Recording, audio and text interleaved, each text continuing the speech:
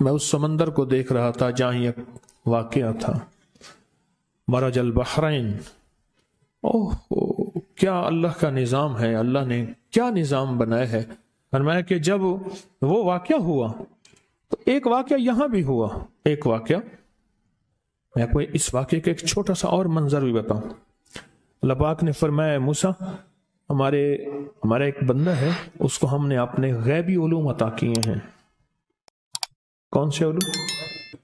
لدنی وحبی، پر اسرار کائنات کے نظام عطا کیے، ان سے جا کے علم سیکھیں۔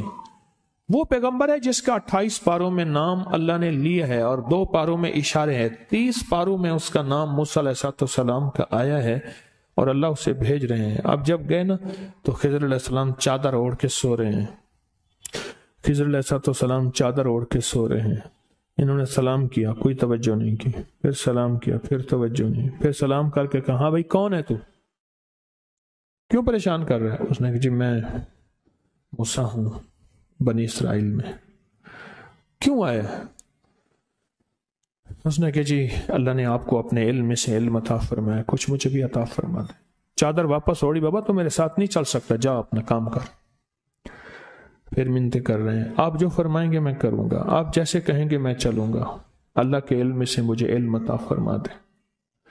یہ اصل میں قیامت تک کے آنے والوں کے لیے سمجھانا تھا، سیکھنے کے لیے منت زاری، تواضع، جھکنا، اپنی بڑائی چھوڑ دینا، اپنا بڑا خاندانی مال دولت کا سارا نظام چھوڑ دینا اور سیکھنے کے لیے سر جھکانا اور اپنے آپ کو مٹا دینا، یہ چیز سیکھنے کے لیے اشد ضروری ہے۔ آخرکار شرطیں رکھیں، اس شرط پہ اس شرط پہ، اور ایک شرط یہ بھی تھی کوئی سوال نہیں کریں گے۔ اب ایک دیوار کو گرنے والی تھی، اس کو صحیح کر دیا۔ حضرت خضر علیہ السلام نے سوال کیا لیکن پھر آخر جواب یہ ملا کہ اس کے نیچے خزانہ ہے اور یہ 2 یتیم بچے ہیں، ان کا خزانہ ہے، اور ان کے جو والد ہیں وہ فوت ہو گئے ہیں، اور اگر دیوار گر جاتی لوگ خزانہ لوٹ لیتے، لیکن کیوں؟ کہ ان کا باپ نیک تھا۔ ابن کثیر نے لکھا ہے وہ باپ نہیں، 7 نسلوں پہلے کا باپ نیک تھا۔ کون سی نسلیں؟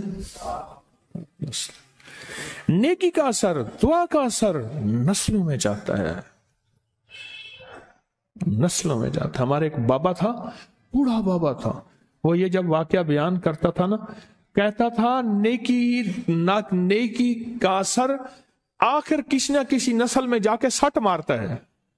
ان الفاظ سے الفاظ بیان کرتے تھے، ایک نہ ایک وقت نیکی جا کے کہیں نسلوں میں سٹ مارتی ہے، چوٹ مارتی ہے۔